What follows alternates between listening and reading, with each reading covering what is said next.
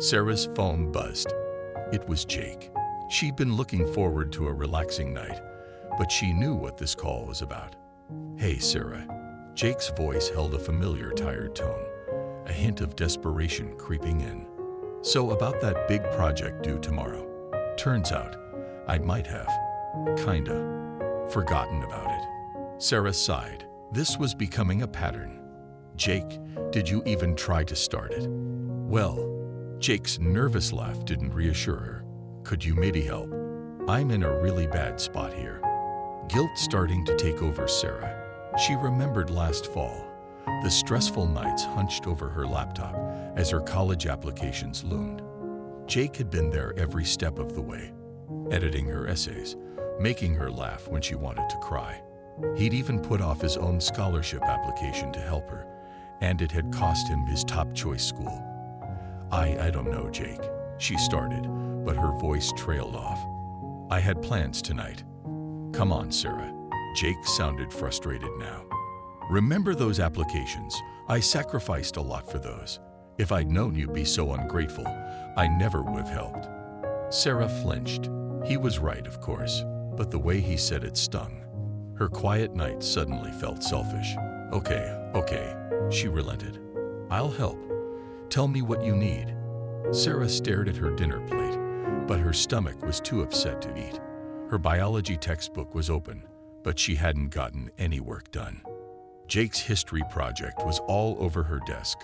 A few messy sentences, some random facts, and that text from him asking for help. "You're my hero, Sarah. I'll never forget this." Jake's excited words stuck in her head, making her feel bad for even thinking about saying no. She read the instructions for his project. Pick someone important from history and write about their life. Jake always chose big things but never did the work. This was way more than fixing a few mistakes. She'd basically have to do it all for him.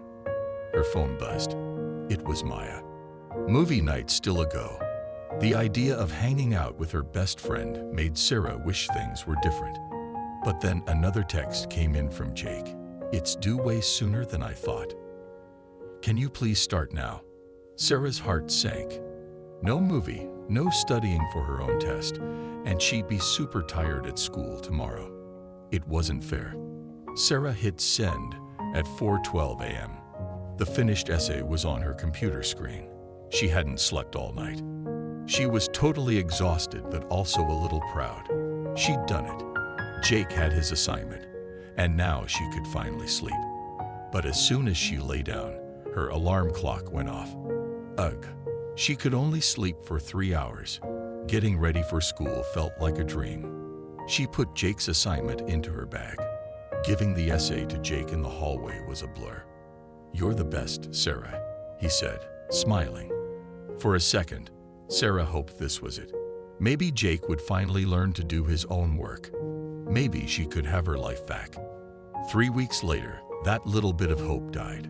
Her phone buzzed at lunchtime. It was Jake. Sarah braced herself. "Hey, can you do me a huge favor? Can you write my final paper? It's super hard, and I have to turn it in soon." Sarah was furious. "Jake, I can't. I just finished that history project. Remember how late I stayed up?" "Come on, Sarah. That was nothing." Jake scoffed. "You don't know how bad it was when I missed that scholarship deadline because I was editing your essays."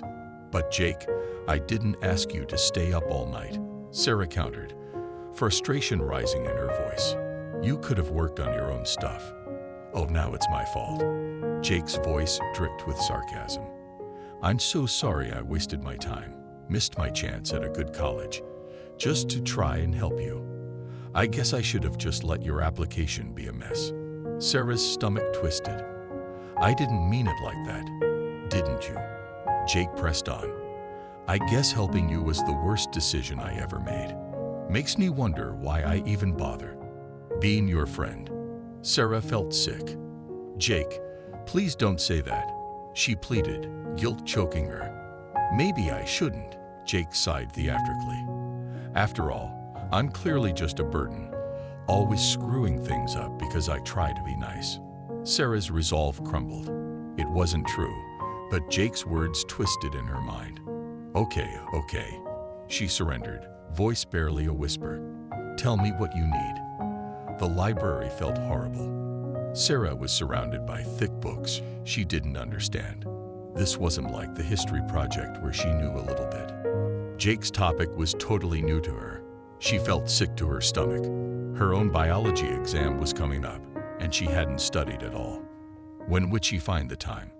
She hadn't slept enough in days because of Jake. She stared at the empty computer screen. Jake wanted a perfect paper, the kind that takes a long time to write. She only had a few days. Tears welled up in her eyes. This wasn't just hard, it was totally unfair. Jake would pass the class because of her. She felt angry for a second, but then pushed that feeling away.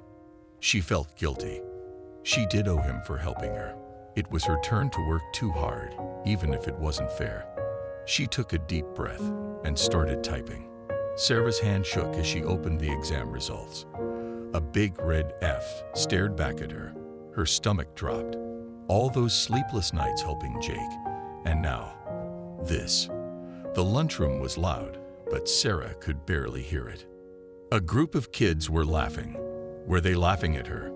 It felt like everyone knew she bombed the biology test. Her phone buzzed.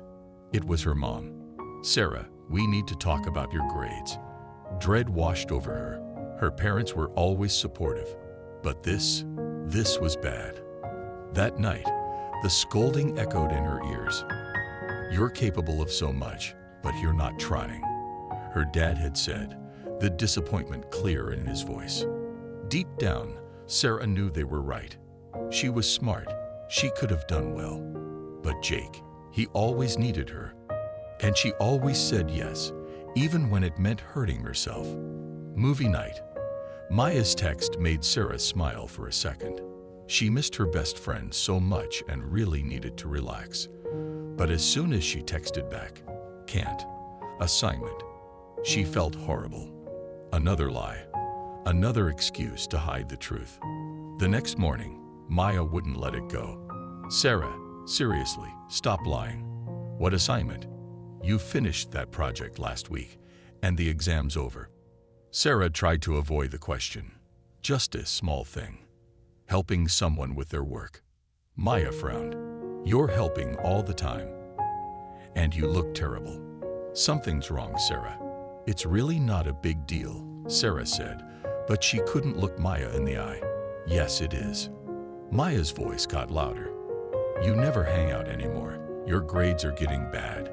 Is someone using you, Sarah? Sarah wanted to deny it, but she couldn't. Maya wouldn't stop asking, and the truth was too heavy to keep inside. She started to cry. It's Jake, she finally said, and then she told Maya everything. The assignments, the guilt, the lies. Maya listened. She looked both angry and worried. Sarah, this isn't right. Jake's using you. That's not what real friends do. Sarah felt herself getting defensive. He just needs extra help, and it is my fault that he missed out on his dream school. Sarah, stop. Maya's voice was firm. You feel bad because he makes you think everything is your fault.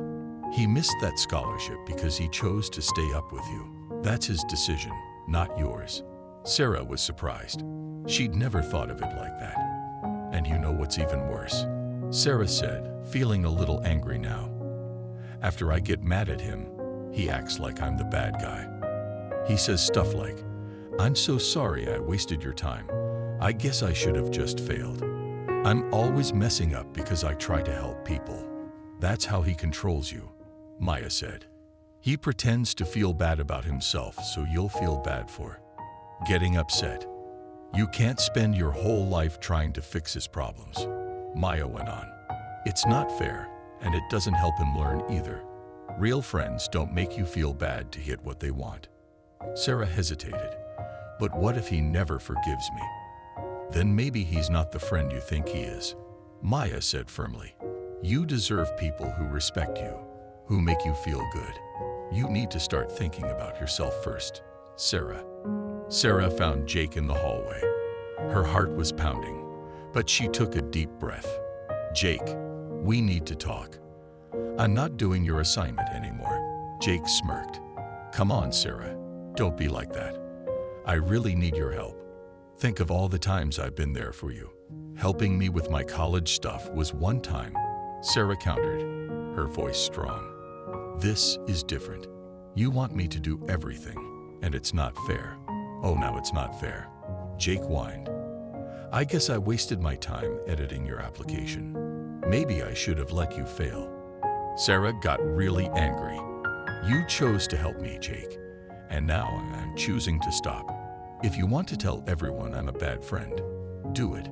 We can even go to the principal and explain exactly how this works.